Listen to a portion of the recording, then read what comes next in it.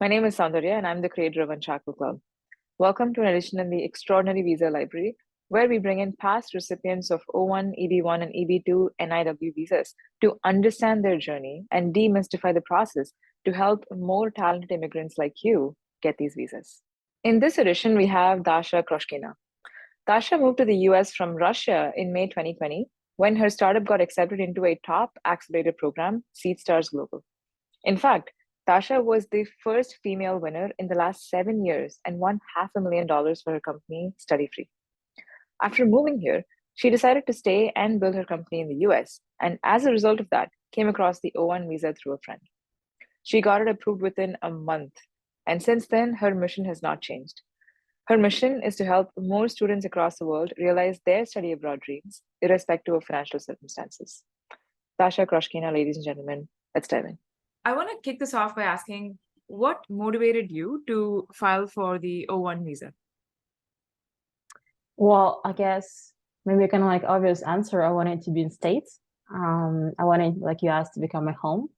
And as I'm like tech founder, I'm CEO of my own company. That was like the best option because like EB1 takes time. Like for example, I'm right now currently waiting for like EB1 still.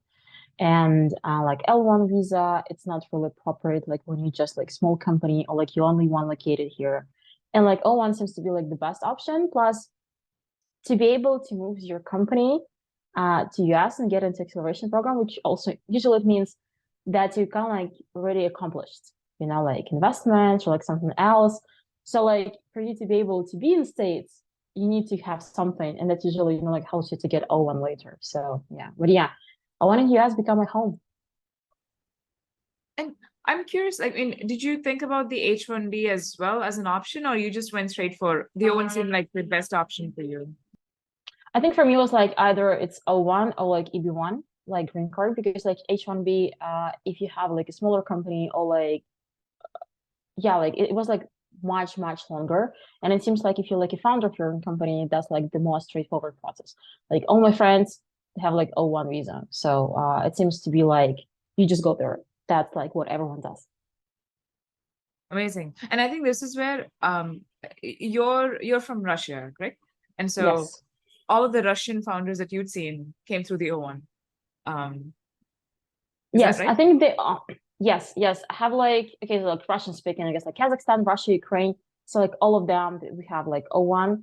I think the only exception is like a friend of mine. I think she has like L visa, and then you can like transfer from like a different country of like executive, something like this, because like she didn't have that much publicity and like made much more sense at that point of time. So they did like transfer from like Singapore, but like 99% O1. And I think that's what's different what I've seen in the like the Indian immigrant community Yeah. is that very few people talk about the O1 as an option, and most people go through the H1 route. So it's interesting. It's kind of different, it sounds like, in your case. So you came in 2020 to grow your company. Yeah. So the company was called StudyFree back then, right? Right now it's Yeah. rebranded to Connected. Connect, yes. Okay, fantastic. When you filed for the O1, was it a very easy process? Like, what was the first thing you did to file your O1? Well, I think like the crucial part is to find a good lawyer.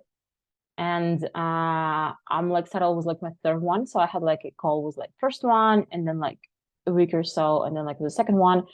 I think what is like maybe like a bit different in my case, and maybe like it would not be as helpful to like anyone who's gonna listen to this. Like by the time I decided to apply to O1, I already had, you know, like organically, naturally, lots of publications. I've been, you know, like through top acceleration programs, which usually qualify for like for, you know, like being member of like closed community, like one of the, you know, like 8 criteria. So like when I had a lawyer, we just pretty much, you know, like fill in the form, and we realized like what like 3 points out of 8 are going to be, you know, like my go-to. And in my case, it was like very easy because I didn't have to add anything additional. So I had, you know, like funding, I had, you know, like participation in like closed communities, like acceleration programs, and I had a lot of publications by that time. Most of them like been actually in Russia at that time, but like it actually didn't really matter. So we just started to translate them. So like local publications and reference letters. I think like identifying like what's your strength in your profile with a good lawyer, and how to, you know, like get some extra points really fast. That's so like you don't have to do like everything, like you had like 50 applications, you know, like judgment and competitions and so on. That's number one. So when you were finding the lawyers, was it through word of mouth? How did you find your lawyer? Yeah, so like first, yeah, I think that's how community starts, you know, like so everyone goes to O1, everyone goes to the same lawyer. So like as just community of like fellow immigrants, they just gave me one lawyer first. We had a call, but I didn't feel really comfortable because he was kind of like, you know, like, hey, everything's gonna be great, we're positive, and then never following up. Like I had to follow up, and then I was like, okay, I'm like, this like my immigration process, and that's gonna work. And then I actually asked Techstars community. So like they usually have, you know, like lawyers who, you know, like corporate lawyers or like immigration. And that's the person that I like decided to work further. And I did my O1, I'm doing my EB1 with him. And yeah, I think like right now almost all my friends are doing green cards with him. So it's usually it's word of mouth, you know, if one is happy, everyone else goes there. So Amazing.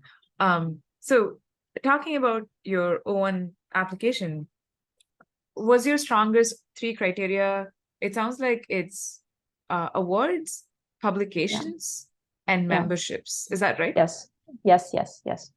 Okay, perfect. So let's go one by one. In the awards category, what did you put forth as evidence? So already I won 5 startup competitions at the time, just naturally. Before that, and one of them was like global.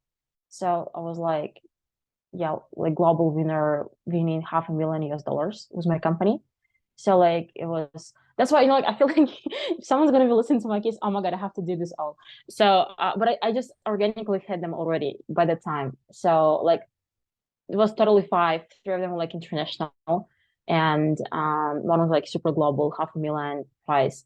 And yeah, just then I took letters of reference from like, you know, like communities explaining, you know, like how difficult it was to win, blah blah blah, and all of this. So that was my award category. Plus, I also had before some like McKinsey for like women prize as well, and some scholarships for my own.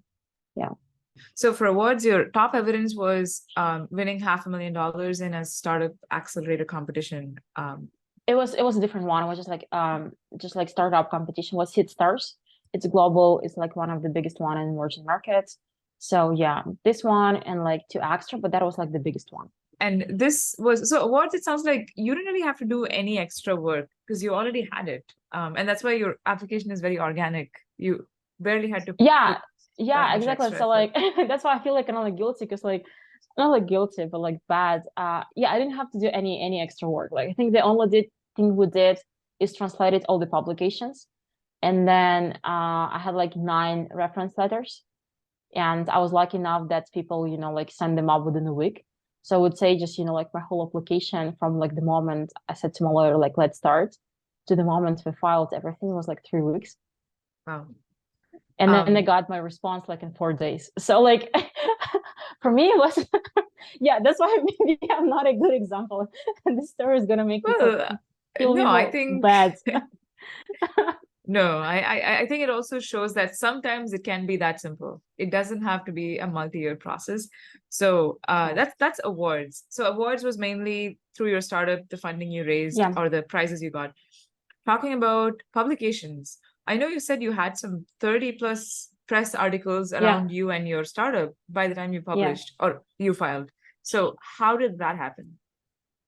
Yeah, also like so like at that time, I don't think we had that much of like international ones. It was like mostly like inside Russia, but we never paid, you know, like for this. Like we haven't done really PR, but I guess like just organically, it's like you win the competition, and then like media starts to write articles about you. So like I guess it just kind of like, you know, like all chain of actions. And then like once I started to win all those competitions, and I've been building my, I wouldn't say like personal brand, but I was like very active on social media, and I was kind of like building in public, and I started just to add to friends, you know, like reporters from like local business media. And then at some point of time, you know, like some my posts can, you know, like could like trigger them. I was like, oh my God, do you want to write an article about this? I was like, sure. At the beginning, it seems like, oh my God, I'm writing an article, but it just kind of like started to become natural. And that's why I had combinations of publications writing about me, but it's usually been linked to like the previous success, the same, like things that I filed in, and also like some expert opinion. But again, that was because I was building in public and people knew like what to ask from me, like, for example, like, hey, our expansion to India, because like really few Russian companies go expansion to India. Or like, I remember I made a post on my, like LinkedIn is blocked in Russia. So like in Russia, Facebook, it's kind of like LinkedIn. So like, but anyways, pretty much like made a post about like burnout after the acceleration programs. And it was so authentic and sincere that I had like, like 5 business media. I was like, hey, do you actually want to do like the full article? Like people rarely talk about, like struggles in the business, like always successful success. So I feel like that's how it just like happened. And yeah, I wasn't just afraid to add those people, like to my network, just like to have them as a friends. And yeah, and then like they kind of like started to invite. And I can't really understand. I mean, right now maybe I can, like what actually triggers them, but they kind of like started to invite me myself, like to talk about something. I think the only what we had from like international publication at the time, and I do think that's like super valuable for like someone who wants to invest money. There's like the entrepreneur,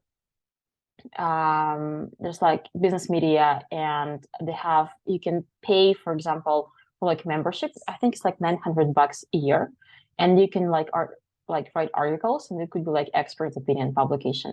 The same as like Forbes Business Council, they do pre-select sometimes, but still like you can pay, I think it's like $2,000 a year, and you can also like write articles. And that's going to be extra publications. I think that's the only ones I had at the time, from like international ones, and still worked. Yeah. So I think you're talking about 2 separate things here, though. So Yeah. publications is where other journalists profile you and your work, Yeah.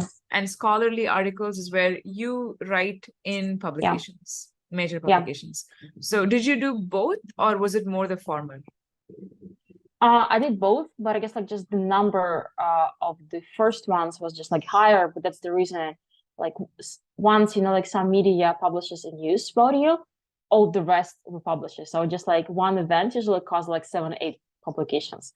So like that's kind of like the fact, and that's how you have like 35. Like, but that pretty much was like just like 2-3 events that cost like this number of publications.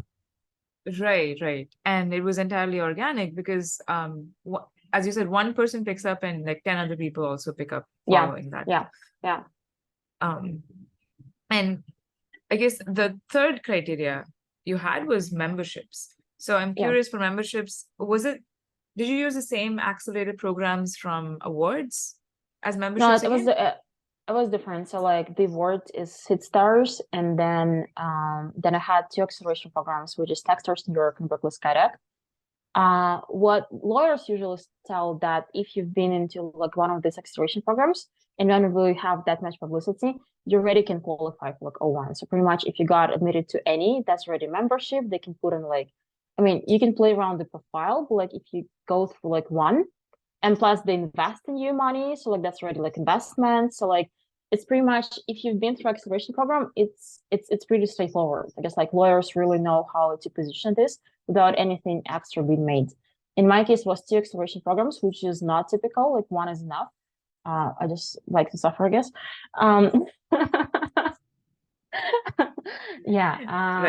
And that, because like the selection process is like super tight. They have like 2,000 applications per cohort and only 10 selected.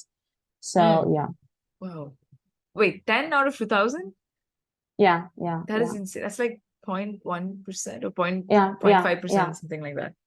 Yeah. Amazing. So you had Techstars and Seedstars and Berkeley Skydeck.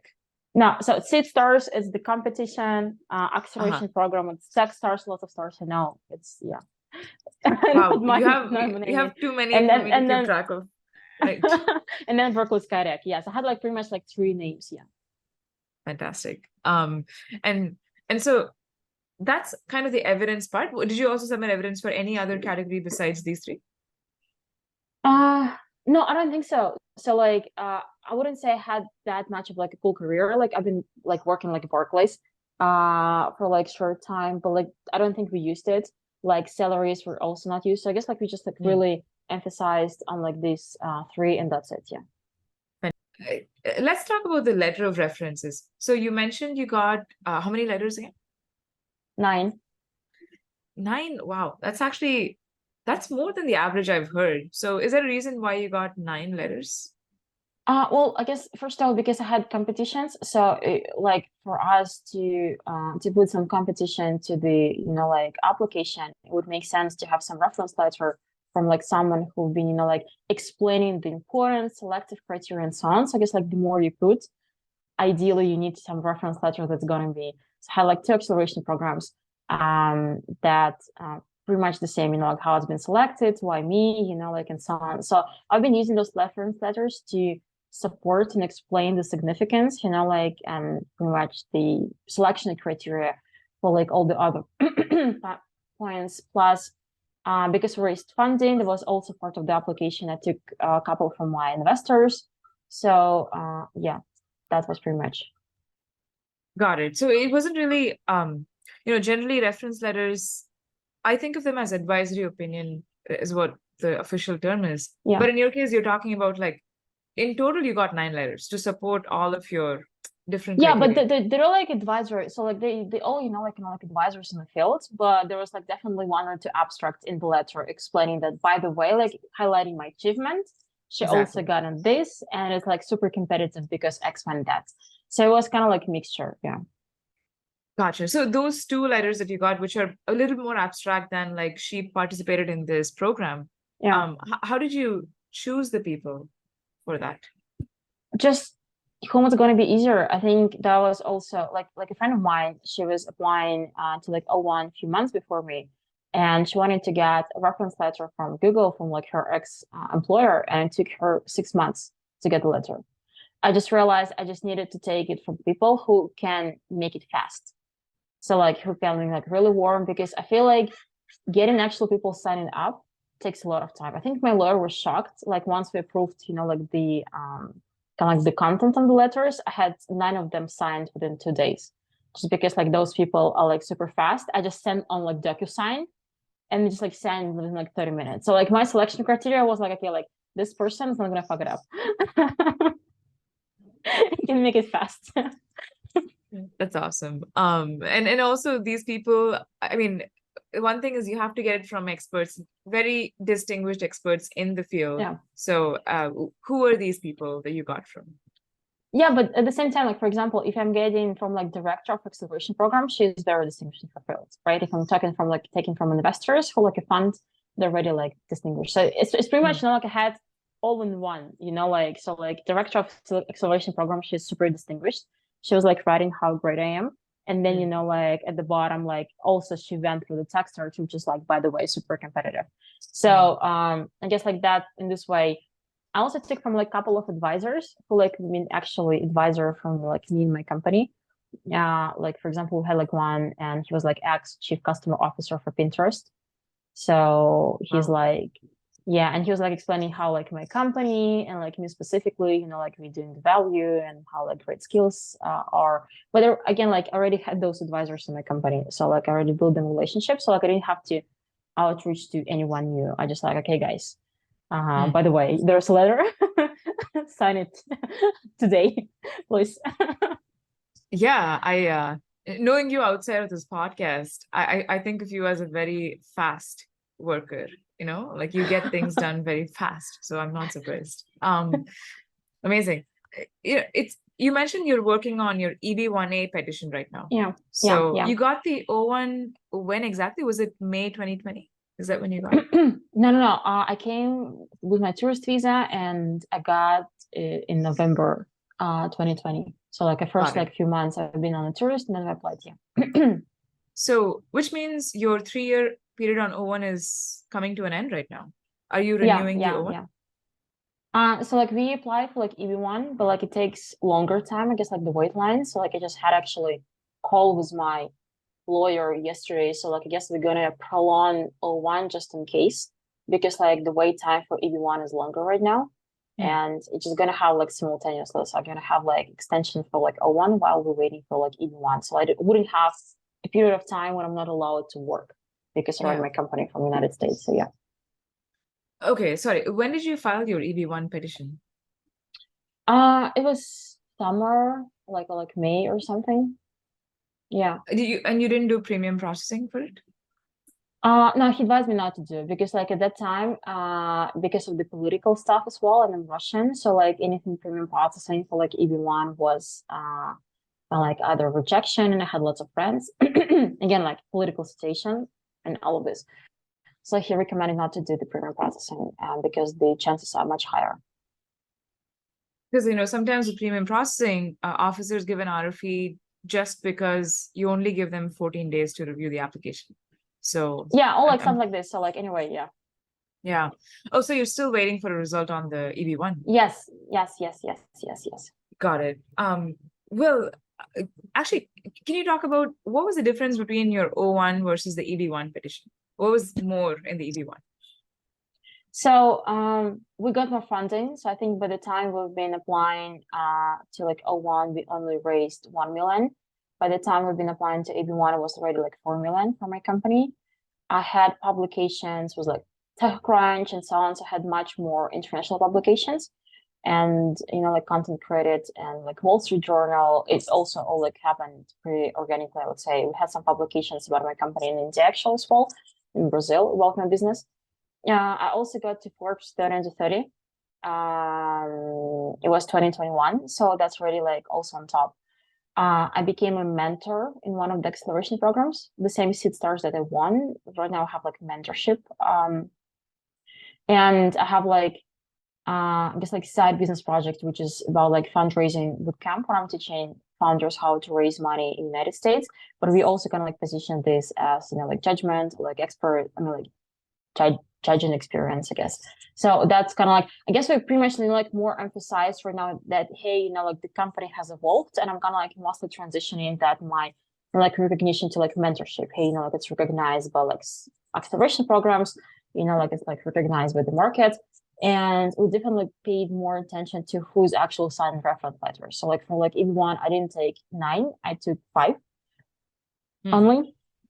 And was actually some of them from the same people, because we're like, okay, like every letter should be from like very, very top persons. Yeah. Again, like I guess like for me, because for me, O1 was not like, I wasn't building my profile for like O1. I was just building my business, and anything that came, like along, like kind of like help the O1 and like EB1. So like I didn't have to really search for those people. They're already, like they're usually my advisors or like my investors or like, yeah. Did you build your profile for the EB1, or do you think that also was very organic? You were just doing things. It was very organic. Yeah, I was just doing things I wasn't really thinking about, and then like outreach to my lawyers, like, hey, this is like enough. He was like, yeah.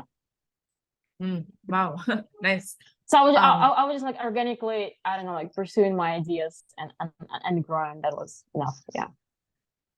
And I also think the good thing is right now the government is more welcoming of founders specifically, especially founders in STEM. So they're more and more like, letting you use funding as a substitute for high salary or awards. Yeah. So all of that is good for us.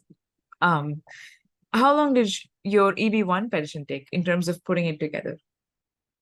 I was also like pretty short, like to be honest. I think it was even shorter because it was the same lawyer had like my petition for like O1. So it was just like me who just like, I would just say if I wouldn't take a pause and like procrastinate on like a few things, we could do this like in like 2 weeks. So like it took me like maybe like 1 week to pull all the documents, like like all additional papers and like all the reference letters. And he then took like 2 or like 3 weeks to create the petition. Well, I wouldn't expect anything less from you.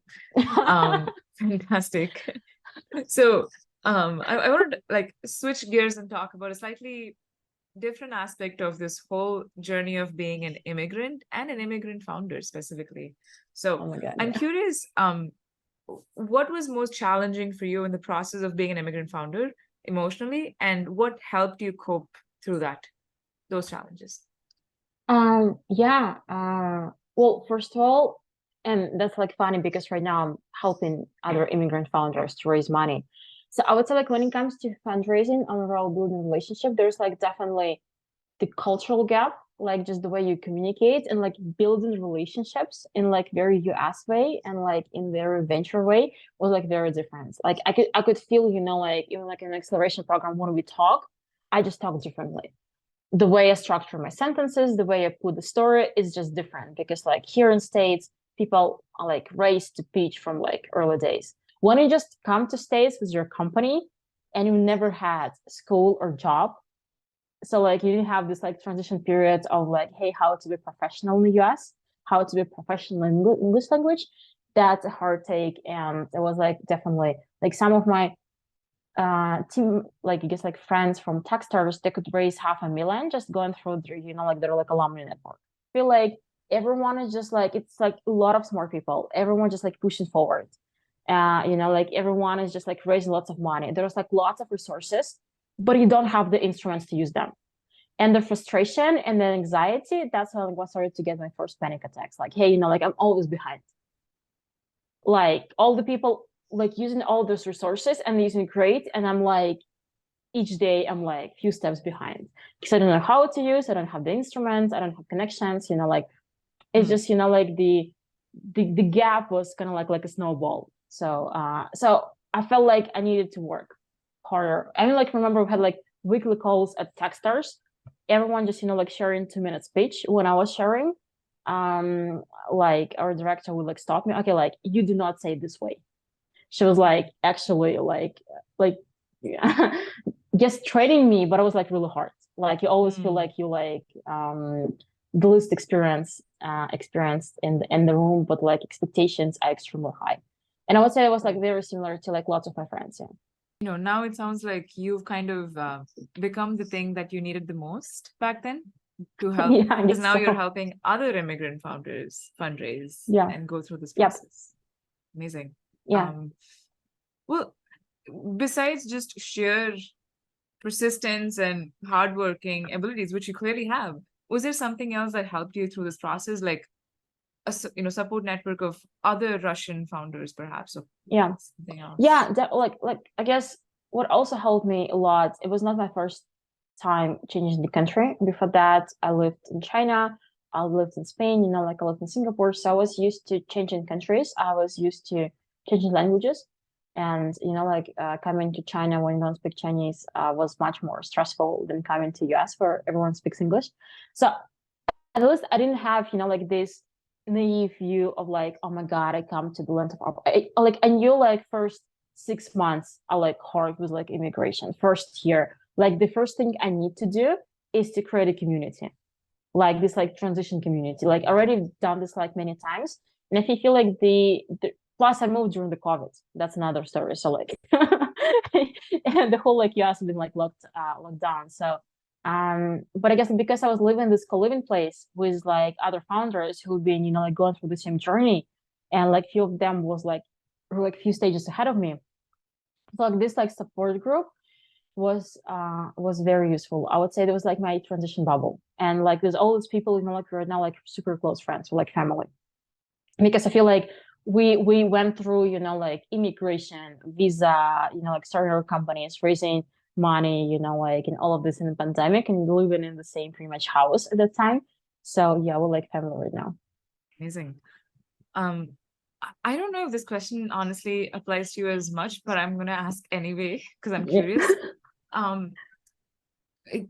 In your visa journey specifically, talking about that aspect of your whole journey, did you feel like something was missing? For example, when you were going through your O1, EB1, in general visa process, what did you think you wish was there but wasn't there? I mean, there was like some concerns I had because when I was applying for like O1, lots of my publications and, you know, like all of this was like from Russia. So I was like, is it going to be recognized? Because it was like local level. It was not from the US. I mean, I had few, but it just like few of them. So, and there was definitely concern like, hey, if it's going to be validated because I have like quantity, but maybe not enough quality of this. That was first. And well, I think like with EB1, it became like more, I mean, like, okay, like do have less of the Russian stuff, but like I'm still Russian and we know the context of like Russia right now. So I had a friend of mine who won Slush, $1 million startup competition in Helsinki a year ago. And then they publicly started to pretty much just like assault her and took away the prize because she's Russian. She has Russian. She lives in the UK. What did you do for the Russian publications? Did you get a certified translator to translate everything? Yeah. That was like one hell of a money. I feel like, like I didn't pay for anything else, but to translate all those pages, yeah. How much did you pay for that? Oh my God, I think it was like $3,000 for like translation. For how many publications? Well, it was like 30 plus. It was like lots of pages. So like it's like I can like translate. I was like, what the fuck? Got it. Nice. That's definitely the cost, the expense. I haven't, I haven't estimated. But like it's good because for my EB1, I still use the same publications and they already had the translation. So got it.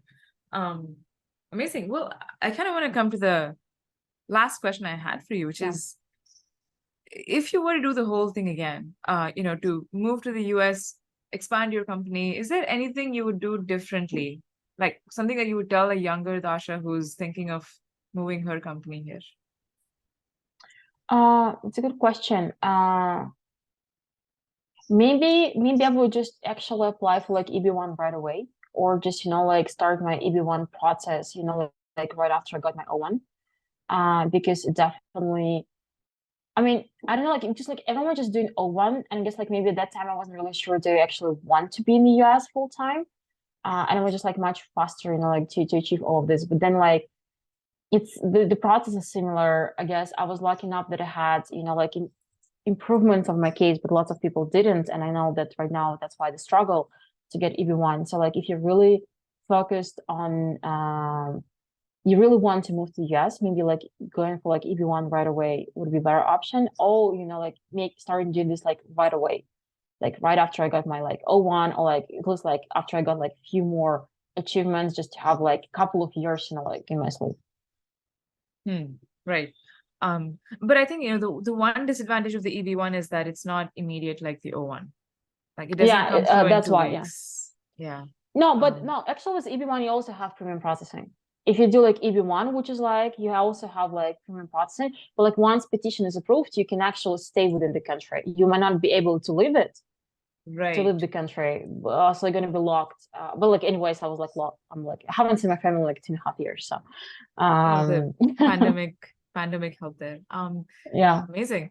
Well, thank you so much. I mean, despite your application process being so short, which is, I'm sure, it's kind of, people hearing this must be thinking, what the hell? Like, I know people who've been in the process for a while, but it's also a testament to your accomplishments. I mean, you had everything like set to go and you just had to file it. So I'm sure it's going to help another female founder out there who's also thinking about this. So thank you so much. Thank you so much for having me. Thank you. Hi again. Thank you so much for watching that.